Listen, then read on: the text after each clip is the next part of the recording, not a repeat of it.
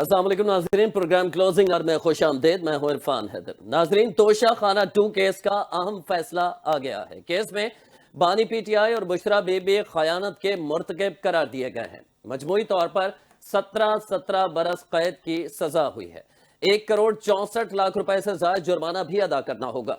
Special जज central Arjumand Shah ने बानी पीटीआई, बुशरा बीबी और वकला की मौजूदगी में फैसला सुनाया। तहरीरी फैसले के मुताबिक बानी पीटीआई की जायद उम्र और बुशरा बीबी के खातून होने पर कम से कम सजा सुनाई गई है। मुजरमों का हवालात में गुजारा वक्त भी सजा में शामिल होगा।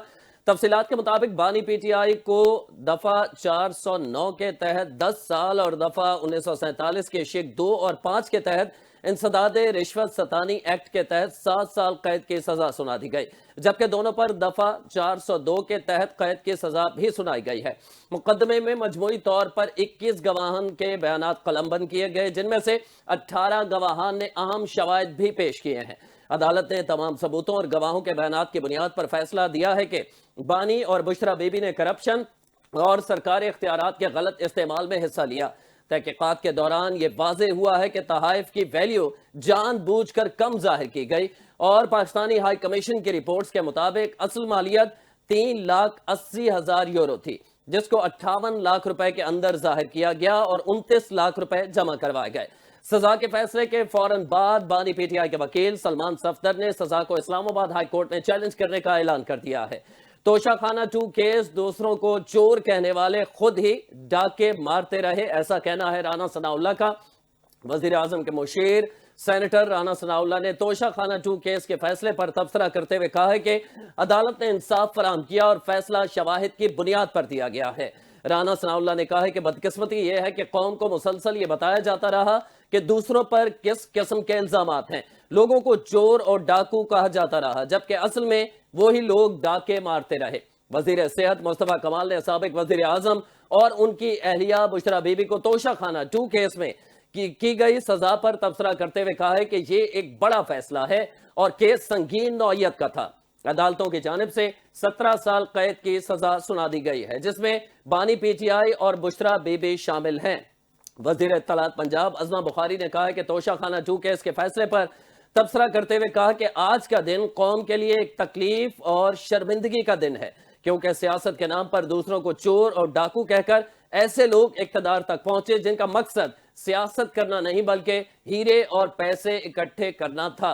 बानी पीटीआई और उनकी अहलिया बुशरा बीबी के खिलाफ आने वाले अदालती फैसले पर वजीर आला खैबर पख्तूनख्वा सुहेल अफरीदी का रद्द-ए-अमल भी सामने आया है। कहा कि तरमीम से पहले भी इदारे और जमहूरी निजाम मफलूज थे। हमारी अदालतें फैसले तो कर रही हैं मगर इंसाफ नहीं मिल रहा। जो लोग ये समझते हैं कि वो कल भी महफूज रहेंगे, वो गलत फहमी में मुब्तला है।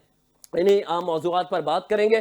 साथ साथ 9 मई के केसेस का भी अहम फैसला आया, जिसमें वो मजीद मुल्जमान जिन्हें पहले सजा हो चुकी है उन्हें आज फिर 10-10 साल की सजाएं सुना दी गई हैं। बैरिस्टर हसन साबिर साहब, मुत्तहिदा कौमी मूवमेंट से आपका ताल्लुक है, हमारे साथ मौजूद हैं। अदील अहमद का ताल्लुक तहरीक इंसाफ से, आप भी हमारे साथ मौजूद हैं। दोनों हजरात का बहुत शुक्रिया। बैरिस्टर साहब, आपसे आगाज करते हैं। अपनी पार्टी का मौकिफ तो आप देंगे, जाहिर है बैरिस्टर है, आप कानूनदान हैं। आप हमें समझाइएगा कि ये 17 बरस की कैद, बज़ाहिर ये लगता है कि सजा ज्यादा दी गई है, जबकि फैसले में ये मेंशन किया गया है चूंकि खान साहब की उम्र ज्यादा है, उनकी अहलिया खातून है और खातून होने की वजह से उनको सजा कम दी गई है। जी बिस्मिल्लाहिर्रहमानिर्रहीम। देखिए, अदालती फैसलों पर जिस तरह से रिएक्शन दिया जाता है वो शायद इस तरह से नहीं देखा जाना चाहिए कि जज ने क्या लिखा और जज ने ये चीजें क्यों ऐड की। देखिए, कानून जिस तरह से वजह करता है, कानून पास करना और कानून बनाना पार्लियामेंट की जिम्मेदारी है। और चूंकि कवानीन, जो 3 किस्म के कवानीन इस फैसले के अंदर लिखे गए, एक है प्रिवेंशन ऑफ करप्शन एक्ट 1947 का, एक है इसमें पाकिस्तान पीनल कोड और एक इसके अंदर कानून दिया हुआ है जिसके तहत, इसकी प्रोसीजर कोड के तहत जो सजाएं इनको सुनाई गई। अब बात यह है कि जब अदालत ने शवाहिद की बुनियाद पर कोई फैसला दिया होता है तो उसको चैलेंज करने, जैसे अभी आपने फरमाया कि वकील साहब ने, जो मुल्जमान के वकील है, उन्होंने सलमान सफदर इस्लामाबाद हाई कोर्ट में चैलेंज करना, तो डेफिनेटली उनको अपील करनी चाहिए और ये सारी चीजें लेके जानी चाहिए। 17 साल की जो सजा है क्योंकि इसके अंदर होता यही है जजमेंट्स के अंदर कि जितने भी कवानीन एक एफआईआर में या चार्जशीट में दर्ज किए जाते हैं, उन हर कानून की, हर शिक की अलग अलग सजा दी जाती है, लेकिन वो कॉन्करेंट ही चलती, कंसेक्यूटिव नहीं चल गया। उसको जो अगर किसी में 7 साल सजा है, किसी में 10 साल सजा है और ये 17 साल मिला के होती है, तो जो बड़ी सजा कहलाती है, जैसे 10 साल बड़ी सजा है, तो वो 10 साल के अंदर ही 7 साल जम हो जाता है। अच्छा। इसी तरह से अगर किसी दूसरे केस के अंदर भी सजा हुई भी और वो दूसरा केस के अंदर जो है अगर कोई मुल्जिम जो है वो जेल के अंदर बंद है, तो वो अदालत से रुजू कर सकता है, आईनी अदालत से रुजू कर सकता है, और आईनी अदालत उन सजाओं को भी इसके अंदर शामिल। ऐसा नहीं हो सकता कि एक मुल्जिम अंदर हो और उसको 200 साल की सजा हो जाए और वो 200 साल अंदर जेल में रहेगा। नहीं, इसके लिए भी रेमेडीज अवेलेबल है, जो डेफिनेटली मुल्जिमान के वकील जो है वो वेल करते हैं और कोर्टों के सामने उसकी सजा पेश करते हैं। जहां तक फैसले की बात आप कर रहे हैं, इसमें जो एविडेंसेस तोशा खाना के सामने इस वक्त आई है, मुझे तो सलमान अकरम राजा साहब के आज के भी बयान से बड़ी हैरत हुई है और मायूसी की भी बात यही थी कि उन्होंने ये केस दो हिस्सों में, एक तो ये है कि तोशा खाना में जमा नहीं हुआ ये जो गिफ्ट थे, दूसरा उसको अंडर वैल्यू किया गया जी। तो उनका फरमाना ये था, जो रिकॉर्ड का हिस्सा है जो तमाम मीडिया पे चल रहा है, तो सलमान अकरम राजा साहब सीनियर वकील है और पार्टी के इनकी पीटीआई के सेक्रेटरी, मरकजी सेक्रेटरी जनरल है, वो ये फरमा रहे हैं कि भाई वैल्यू तो हमने जो है वो सही असेस करवाई थी और जो कानून राय है उसी के तहत करवाई थी। भाई तो वैल्यू से पहले तो ये केस जो है तोशा खाना में गिफ्ट ना जमा कराने का, जिसपे ये बार बार इल्जाम ये लग रहा है कि ये डाका है, ये चोरी है, तोशा खाना में पहले जमा होगा वो गिफ्ट, उस जमा होने के बाद असेसमेंट होगी, उस गिफ्ट की वैल्यूएशन होगी और उसके बाद फिर आपको वो पैसे अगर आपने लेना है वो गिफ्ट तोशा खाना से तो फिर जमा होगा। लेकिन यहाँ तो वो जमा ही नहीं हुआ। लेकिन एडमिशन भी जो है वो पीटीआई के सेक्रेटरी जनरल की, मरकजी सेक्रेटरी जनरल की तरफ से आ रहा है कि भाई हमने असेसमेंट ठीक करवाया। इसका मतलब है आपने फिर सामान जो जमा कराए नहीं, आप उसको तो एडमिट कर रहे हैं। तो बड़ी चीजें इसके अंदर हैं जो एडमिशन इनकी तरफ से आ रहे हैं। और बैरिस्टर साहब ये भी होगा, कतई कलामी की माजरत, ये भी हो सकता है कि इस्लामाबाद हाई कोर्ट में जब ये इस केस को लेकर जाएं और सजा मुअत्तली के लिए कहें, चूंकि 2 इल्जामात है, एक में आप बता रहे हैं 7 साल और दूसरे में 10 साल, टोटल 17 साल बनती है, तो एक इल्जाम जो है उस पर सजा मुअत्तल हो जाए, एक पे ना हो, ऐसा भी मुमकिन है? ऐसा भी होता है, बिल्कुल ऐसा भी होता है। लेकिन चूंकि 382B का बेनिफिट जो भी आपने फरमाया ना कि इसमें जितना अर्सा ये जेल में मौजूद है वो सजा भी इसमें काउंट हो रही है, ठीक है। तो ये कहलाती है सेक्शन है 382B जो सीआरपीसी में प्रोवाइड करता है कि अंडर ट्रायल प्रिजनर का जो ट्रायल पीरियड है वो भी इसके सजा के अंदर शामिल कर दिया जाए। तो वो शामिल हो गया इसके अंदर। वो जितने अरसे से इस केस के अंदर जब गिरफ्तारी उनकी डाली गई थी उस वक्त से अब तक के जजमेंट तक का टाइम वो भी काउंट होगा और इस सजा के अंदर अगर 10 साल मैक्सिमम थी तो और अगर 2 साल से वो अंदर है तो 8 साल रह जाती है। और देखिए ये जब अपील फाइल होती है तो ये इतना आसान मरहला नहीं होता। इसमें अदालत को सेटिस्फाई किया जाता है हाई कोर्ट को कि भाई किन के जो शवाहिद थे उनमें कितना मुल्जिम को बेनिफिट ऑफ डाउट मिलना चाहिए था, जो कि अदालत मजाज ने नहीं दिया है।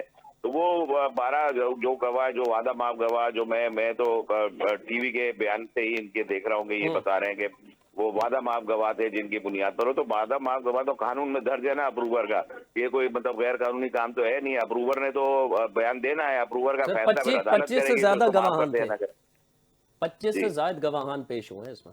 नहीं, उन्होंने फरमाया कि ये अप्रूवर के जो वादा माफ गवाह थे उनके बयान के ऊपर सजा हुई है। तो वादा माफ गवाह को अप्रूवर कहा गया कानून की किताब में जी। और अप्रूवर के लिए ये इजाजत है। देखिए ये पुलिस के सामने बयान नहीं है, पुलिस के सामने होता है बयान, वो डिफरेंट बयान है।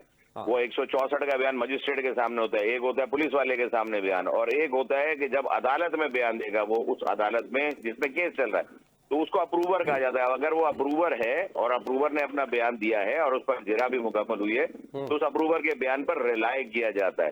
तो ये एक मीडिया बयानबाजी करना एक अलग चीज है और अदालतों का नुक्ता नजर देखना एक अलग चीज है। जी ठीक है, मैं इसमें सियासी इसके असरात क्या होंगे इस पर भी बात करेंगे। फराह खान साहब मुस्लिम लीग नून से हमारे साथ भी मौजूद हैं, हमें ज्वाइन कर चुके हैं। आपका भी बहुत शुक्रिया मोहतरमा। मैं सवाल करूंगा अदील अहमद साहब आपसे, तहरीक इंसाफ का इसमें मौकिफ जो सामने आया है वो ये कि ये सियासी केसेस हैं जो पहले कहा जाता रहा, कानूनी तौर पर जाहिर है कितनी तवक्को है आपको कि इस्लामाबाद हाई कोर्ट में ये केस जो है आपके हक में इसका फैसला आ जाएगा या सजा मुअत्तल हो जाएगी? अदील साहब सुन पा रहे हैं मुझे? बिस्मिल्लाहिर्रहमानिर्रहीम। बहुत शुक्रिया, आपने अपने प्रोग्राम में मुझे मौका दिया। जी जी, मैं बिल्कुल सुन पा रहा हूँ। मेरी आवाज आ रही है आपको? जी जी जी जी, कंटिन्यू कीजिए।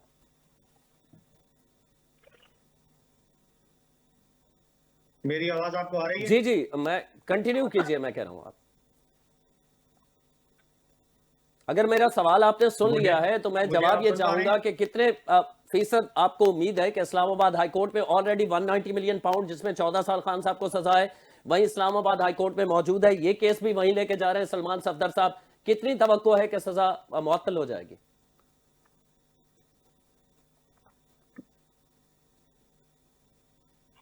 देखें, बिस्मिल्लाहिर्रहमानिर्रहीम। बहुत शुक्रिया, आपने मुझे अपने प्रोग्राम में मौका दिया। देखें, जिस शख्स के को सजा देने के लिए, जिस शख्स का रास्ता रोकने के लिए आपको रूल्स ऑफ द गेम बदलने पड़े, हाँ आपको आइन में तरमीमें करवानी पड़े, हाँ आपको ज़ाब्ते जो है वो तब्दील करने पड़े, हाँ।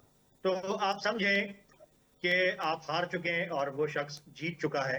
तो आप ये समझ लें कि आप जिस शख्स को सजा देने के लिए रूल्स ऑफ द गेम बदल रहे हैं, आइन में तरमीम कर रहे हैं, वो शख्स जो है वो विक्टिमाइजेशन का शिकार है और वो शख्स हक पर है और आप उसे सजा देने पर बज़िद हैं किसी नाकर्दा जुर्म की।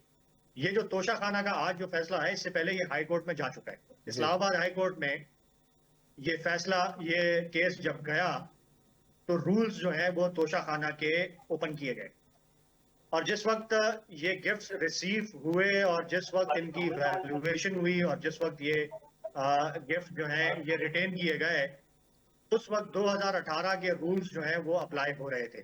जी 2018 के रूल्स में उस वक्त ये कहीं मेंशन नहीं था कि आप तोशा खाना में गिफ्ट्स जमा ना करवाएं तो उसकी क्या सजा है या कितने मुद्दत में वो आप जमा ना करवाएं तो उस पर लागू हो। ठीक है और 2023 में जब इमरान खान साहब पर ये केस बनाए गए तो 2018 के वो रूल्स जो है चुपके से तब्दील कर दिए गए सर, ये खान साहब के अपने और दौर में तब्दील हुए उन थे। मैं याद दहानी 2023 के करवा दूं, रूल्स की मैं बुनियाद याद पर दहानी इमरान करवा खान दूं, ने सजा रुकेगा। दी। तो ये खान चीजें साहब ने अपने दौर में तोशा खाना में रूल्स में तब्दीली की थी। पहले 20% जमा कराना होता था, ये 50% इसे कर दिया गया था। और तोशा खाने की वैल्यू जो है वो तोशा खाना में जमा होगी, उसके बाद वैल्यू वहां की आप मानते हैं, मैनेजमेंट लगाएगी। ये खान साहब के दौर में ये तब्दीली हुई थी। ये बात आप मानते हैं कि इमरान खान ने 20% से 50% पे की है वैल्यूएशन? जी जी बिल्कुल।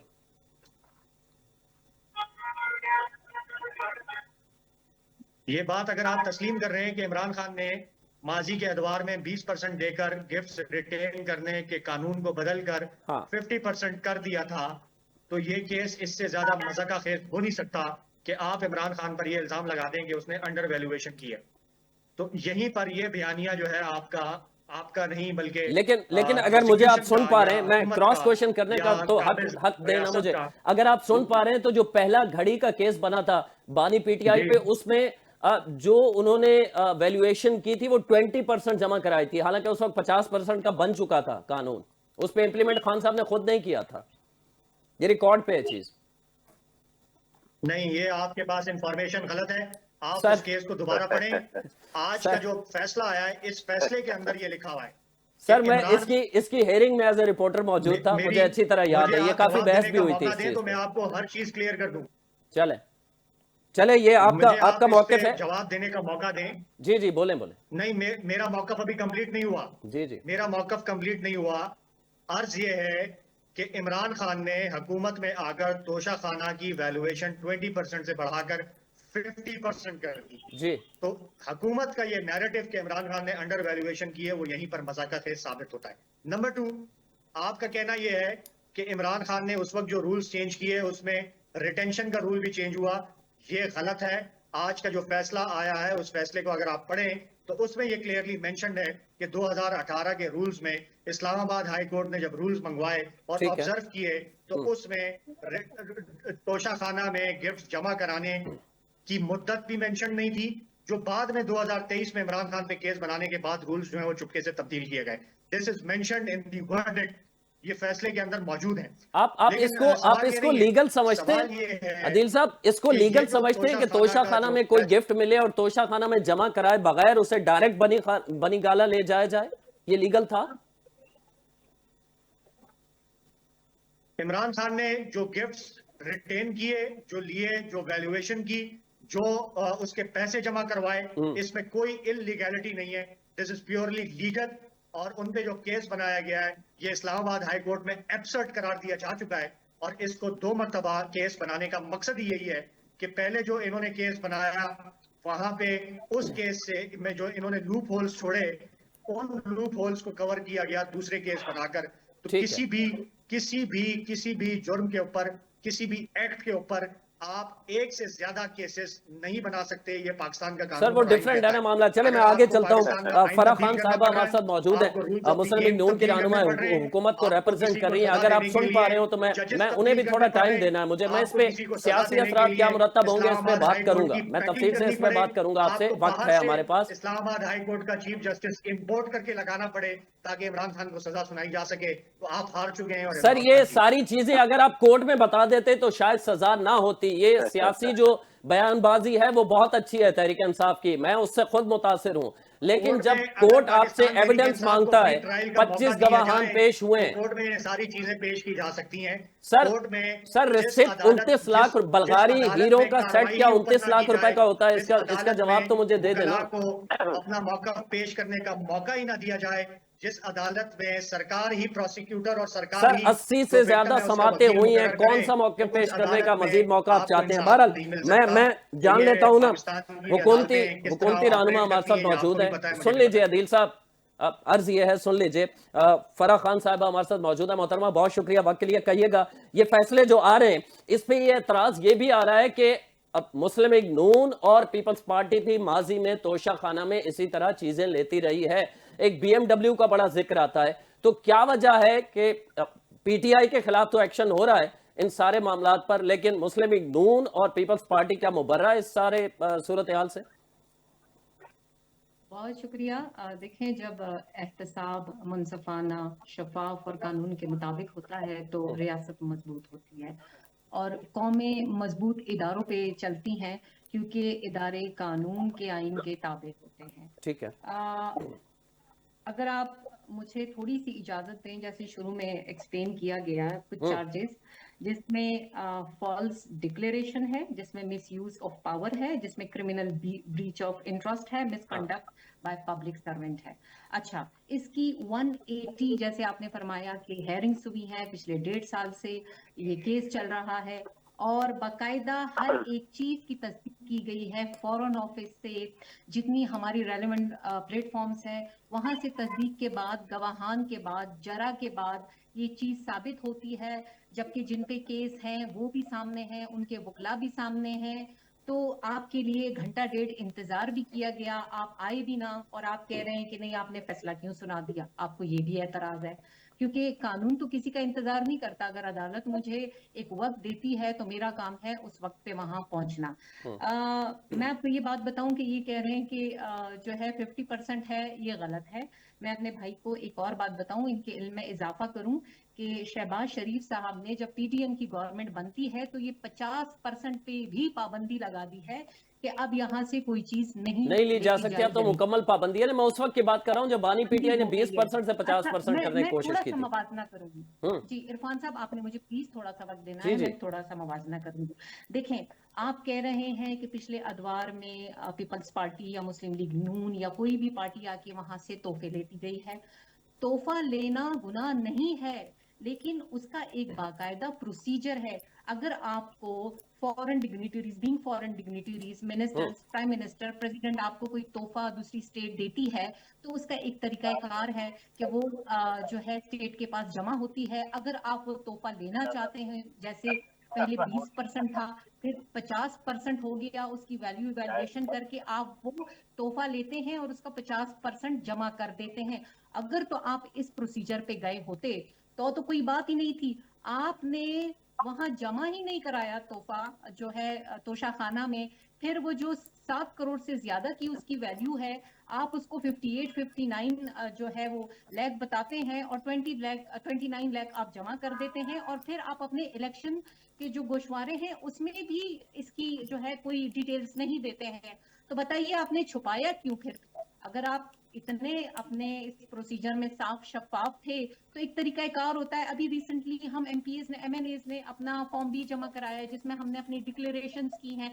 अगर तो उसमें कोई कंसीलमेंट ऑफ फैक्ट होता है तो डेफिनेटली हम पे सवाल उठेगा। देखें, हर एक चीज का एक तरीका होता है, हर एक चीज को जज्बात से नहीं देखते हैं। नवाज शरीफ साहब का जो केस था, वहां तो कहीं अदालत ने नहीं कहा कि यहाँ करप्शन हुई है, पनामा से शुरू हुआ, अकामा पे खत्म हुआ, उस चीज पे खत्म हुआ कि आपने रकम क्यों नहीं ली, न वो रकम कहीं इस्तेमाल हुई, न उससे कोई जाती फायदा पहुंचा। या तो देखे ना, आपने इस पे प्रॉफिट अर्न किया है, आपने स्टेट को धोखा दिया है, आपने कोई अपनी जो तोहफा आता है, रखा जाता है, पेमेंट करके लिया जाता है, आपने बताया ही नहीं स्टेट को।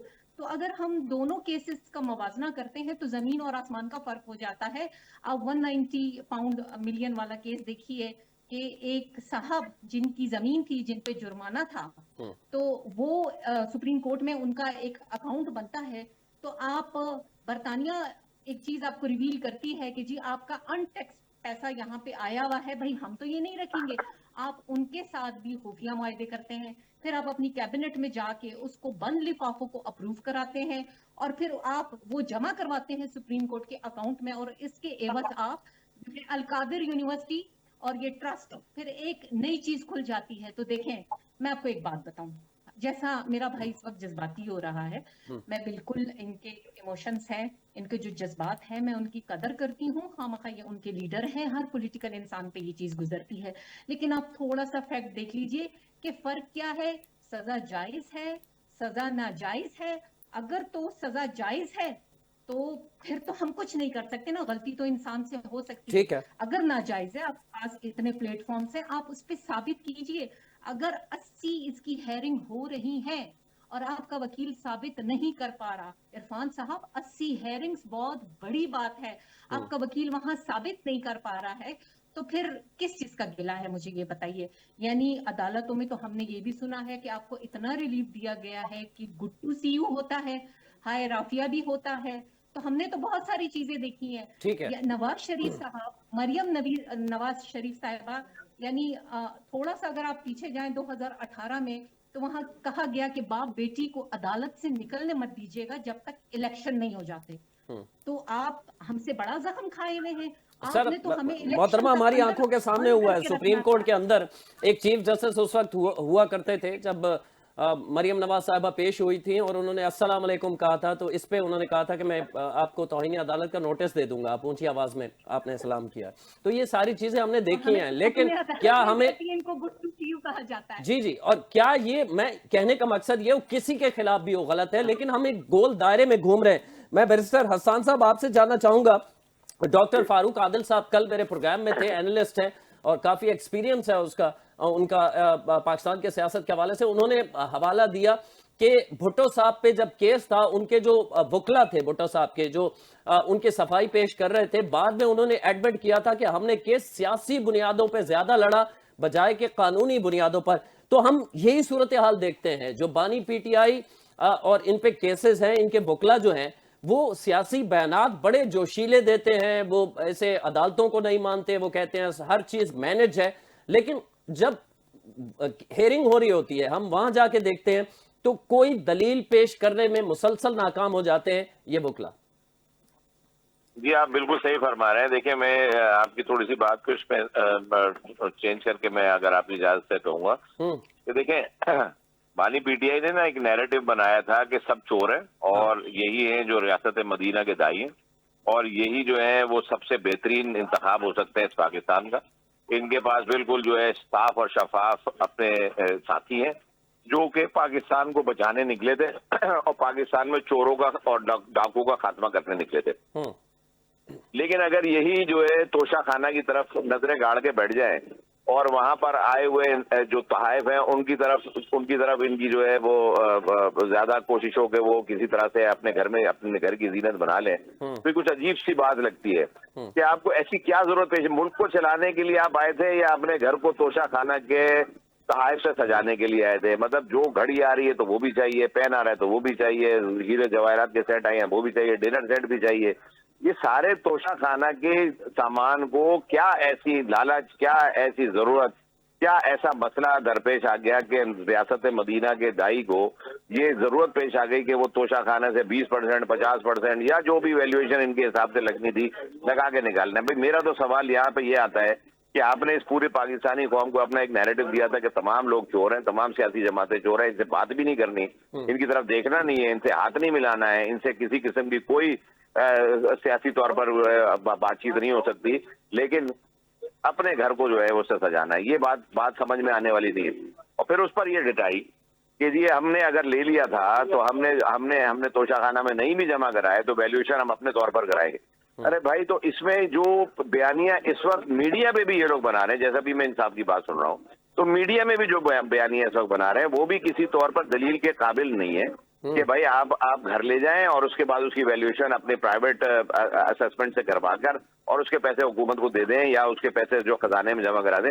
पब्लिक एक्सचेकर का लॉस आप उस वक्त गिनवा रहे थे अगर कि वो नून लीग का, पीपल्स पार्टी का और दूसरी सियासी जमातों का, ब्यूरोक्रेसी का, जिस किसी का भी गिनवा रहे थे, और जिन किसी के ऊपर भी आपने अताब का शिकार जिनको बनाया हुआ था, वो चाहे हाई कोर्ट के जरिए, सुप्रीम कोर्ट के जरिए, नैब के जरिए, चेयरमैन नैब के जरिए जिस तरह से अताब का शिकार लोगों को बनाया हुआ था, तो अब इस सारे प्रोसेस से अगर खुद गुजरना पड़ रहा है तो उसकी तैयारी नहीं है। दूसरी बात जो भी आपने फरमाई बहुत इंपॉर्टेंट है कि इनके वुकला ने भी कहीं भी समझदारी का कोई काम, जो कानूनी समझदारी होती है, उसके तहत काम नहीं लिया। सियासी बयानबाजी तो उनको ज्यादा शायद मेरे ख्याल में इसी के लिए ट्रेंड किया गया था कि वो अंदर कोर्ट में जाकर डेट लें और डेट लेने के बाद बाहर आकर मीडिया से बात कर लें और बताएंगे सब झूठ बोल रहा है, सब सारे केस गलत है, गवाहों ने झूठ बोला हुआ है, फलाना ये कह रहा है, फलाना ये कह रहा है। इस तरह से अदालतों में केस नहीं है। अगर प्रोफेशनल बजाय सियासी वुकला को अपने कोर्टों के अंदर पेश करने से अगर प्रोफेशनल लॉयर्स को ये कोर्टों में पेश करें तो शायद कोई बेहतरी की उम्मीद नजर आ सकती है, लेकिन इन्होंने प्रोफेशनल लॉयर्स की बजाय वो सियासी वुकला को अपनी टीम का हिस्सा बनाया हुआ है जो किसी ना किसी वजह से इनके साथ इसलिए जुड़े हुए हैं कि उनको आगे जाके अपना सियासी कैरियर नजर आ रहा होता है। जितने भी वकील थे उनको इन्होंने सियासी लिबादा उड़ा दिया, किसी को सेनेट में पहुंचा दिया, किसी को नेशनल असेंबली में पहुंचा दिया। आज आप देखें वो बजाय इसके कि कानून साजी के अंदर साथ दें, वो अपने वही जाके बाहर बयानबाजी करते हैं, एक सियासी बयानिया बनाते हैं। कानून के हिसाब से कोई बात नहीं की जाती। कानून तो यही कह रहा है कि आप अगर आपको लगता है कि किसी में सकम मौजूद है, कोई कानून तब्दील होना चाहिए, तो भाई उसका बेस्ट वे चाहे वो जैसा भी है इस वक्त असेंबली अगर मौजूद आपको समझ में नहीं आती, आपको पसंद नहीं आती, आप उसको पेश नहीं करना चाहते, लेकिन कानून साजी तो यही से होगी।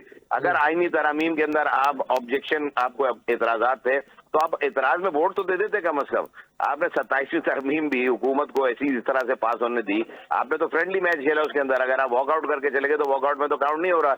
ये हुआ है कि 4 लोगों ने अपोजिशन में हर शिक के ऊपर वोट डाला, आप अपोज करने वालों में भी शामिल नहीं हुए, आपने अपोज भी नहीं किया और आपने वही न्यूट्रल का रास्ता इख्तियार किया, वही अपने आप को साइलेंट फीचर के तौर पे पेश किया कि आपको कोई इतराज नहीं है, आप खामोशी जाहिर करके जो है वो असेंबली से उड़ के चले गए।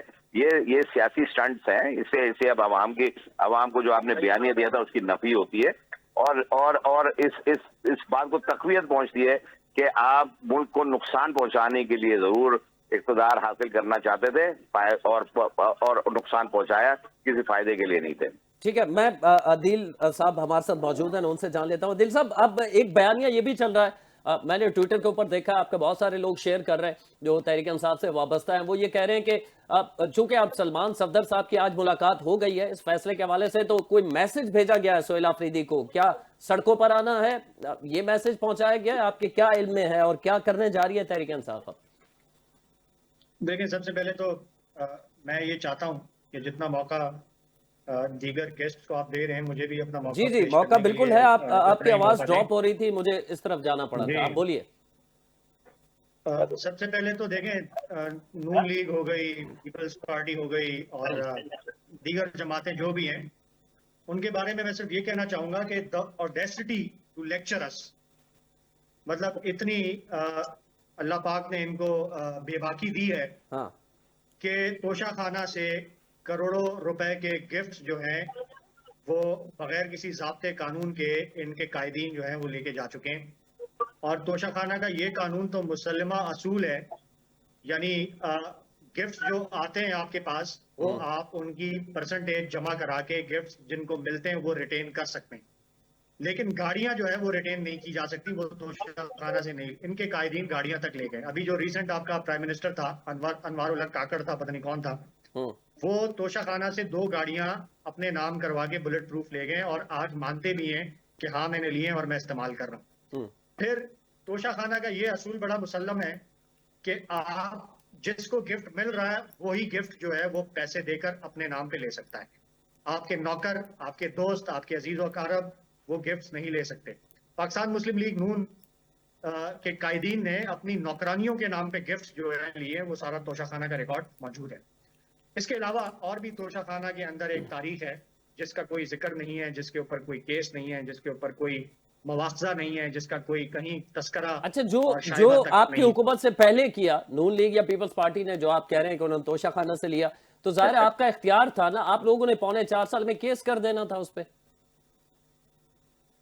पाकिस्तान तहरीक इंसाफ ने जो करप्शन के केसेस किए वो मंतकी अंजाम तक पहुंचे। शहबाज शरीफ को, उसके बेटों को, नवाज शरीफ के ऊपर जो केसेस थे, शहबाज शरीफ को टीटी के स्कैंडल के अंदर बड़ी मुसल्लम किस्म की तहकीकात के बाद सजा होने जा रही थी, जब इमरान खान की हुकूमत का तख्ता उल्टा गया और उनको जेल से उठाकर जो है सीधा वजीर आजम की कुर्सी पर बिठाया गया। तो ये पाकिस्तान में पसे पर्दा ये निज़ाम जो है वो कौन चला रहा है, कौन जो है वो एक जेल से उठाकर वो मैं इसलिए कह रहा हूँ, अदील साहब क्यों कहते हैं कि लड़ाई के बाद जो मौका याद आए वो अपने मुंह पे मार लेना चाहिए, तो 4.25 साल में तोशाखाना के केसेस बना देने चाहिए थे आपको, आवाम को पता चल जाता। मैं यही तो आपको अर्ज कर रहा हूँ कि तोशाखाना का तो कोई केस नहीं बनाया ना आप लोगों ने।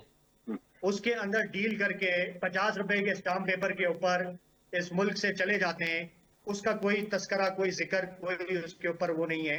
मेरे कहने का अर्ज करने का मकसद ये है कि ये जो तोशाखाना का पहला चाहे फैसला आया, चाहे दूसरा आया, चाहे वो जो 190 मिलियन पाउंड का मजाका केस बनाया गया, मलिक रियाज से जिसने बिलावल हाउस लिया, मलिक रियाज, अच्छा 190 मिलियन पाउंड केस में जो लंदन के फ्लैट्स मलिक रियाज के बेटे ने खरीदे नवाज शरीफ से, उसके ऊपर केस नहीं बना के वो 9 अरब रुपए के फ्लैट्स 18 अरब में कैसे खरीदे, क्यों जो है वो। सर एनसीए ने क्लियर कर दिया ना, एनसीए ने उनकी रकम जब्त नहीं की, एनसीए ने उन्हें कह दिया कि आपकी मालो दौलत क्लियर है, ये शख्स जो है इसका जो है मशकूक है जिसकी वजह से हमने जब्त कर लिया। तो ये तो शिकवा आप फिर बरतानिया से कीजिए, एनसीए से कीजिए। मालूम नहीं, बरतानिया ने, एनसीए ने तो क्लियर कर दिया था, हमारा भी तो मौकफ यही है। उन्होंने इन्वेस्टिगेशन क्लियर कर दी थी और उन्होंने पाकिस्तान को मलिक रियाज के जो सुप्रीम कोर्ट में पैसे जमा होने थे उसके एवज उन्होंने इजाजत दे दी। नहीं, ये मामला इस तरह नहीं है सर, मैं इस केस के हेयरिंग में था, इस तरह नहीं है, इस तरह ना करें ना, ये केस इस तरह नहीं है। बहरहाल टाइम हमारे पास कम है, आप बीच में प्लीज इंटरप्ट ना करें, आप मेरी बात पूरी मुकम्मल सुन लें, जिस तरह आप दूसरों की सुनते हैं, इंटरप्ट नहीं करते, आप मेरी भी बात सुन लें पूरी। आप जहां जो रिकॉर्ड से हट के बात कर रहे हैं, मैं उसकी तस्दीक कर रहा हूं कि ये इस तरह नहीं है। एनसीए ने कहा था ये जब्त शुदा स्टेट का पैसा है। दुरुस्तगी कर रहा हूं, मैंने एनसीए केस भी पूरा पढ़ा हुआ है, मैंने ये तोशाखाना भी पूरा पढ़ा हुआ है। जिस शख्स को सजा देने के लिए आपको रूल्स बदलने पड़े, आपको आइन में तब्दीलियां करनी पड़े। सर 190 मिलियन पाउंड में कोई रूल नहीं बदला गया, कोई रूल नहीं बदला गया। वो करप्शन का एक केस था जो कि काबीना से बंद लिफाफे पर साइन लिए गए, ये एक हकीकत है। और वो सारे वो बयानिए हैं जो आईएसआई ने फीड किए हैं और पूरा का पूरा पाकिस्तान जो है ऐसी बयानिए के पीछे चले ठीक है सर, अब इस पे मैं क्या कह सकता हूँ। अब जब आपको लॉजिकल जवाब ना हो तो आप एंकर को कह दें कि ये किसी एजेंसी ने बिठाया इसे या किसी ने बिठाया है, कि वो वहां पे डिफेंड नहीं कर पाते। जब आप इमरान खान को फेयर ट्रायल का मौका ही नहीं देते, सजाएं इसीलिए हो रही है सर। अब मैं अदील साहब आपको 190 मिलियन पाउंड में आपके वकला को चैलेंज करता हूं, मेरे प्रोग्राम में आके वो बात कर सकते हैं। मेरे वकला को मैं आपके चैलेंज करता हूं मेरे प्रोग्राम में, मैं इस केस की एक एक चीज को जानता हूं। इजाजत नहीं होती। जब आप इस तरह से शैम ट्रायल करते हैं तो ना इसमें कोई जो है वो सर आप तो मुझे एजेंसियों का बंदा कह रहे हैं, आप तो कह रहे हैं कि मैं उनकी जबान बोल रहा हूं। मैं कह रहा हूं कि केस को एक दफा पढ़ लीजिए। भाई मैं पढ़ चुका हूं, मैं केस पढ़ने के बाद आपसे जो है वो, अगर किसी की लीगल दौलत होती है, पैसा होता है, तो उसे एनसीए जब्त क्यों करता? 190 मिलियन पाउंड केस क्या था, आप एक्सप्लेन करें। चले मैं हेडलाइंस की तरफ जाना है हमें, हमारा वक्त खत्म हो गया। आप 1-on-1 मेरे साथ रख लीजिए प्रोग्राम, 190 मिलियन पाउंड आप साबित कर दीजिए मेरे प्रोग्राम में, मैं मान जाऊंगा। मुझे आपने करने नहीं देना। मैं 1-on-1 आपसे बात करने के लिए तैयार हूं इस केस पे, क्योंकि इसकी एक एक हेयरिंग मुझे याद है इस केस के हवाले से। बहरहाल बहुत शुक्रिया, अदील अहमद साहब हमारे साथ मौजूद थे। वक्त हमारा अपने अख्ताम को पहुंचता है। फराह खान साहिबा को हम टाइम कम दे सके उसके लिए माजरत, और बैरिस्टर हस्साबिर साहब मुत्तहदा कौमी मूवमेंट से हमारे साथ मौजूद थे। तीनों हज़रात का बहुत शुक्रिया। प्रोग्राम का वक्त अपने अख्ताम को पहुंचता है। अल्लाह के बाद।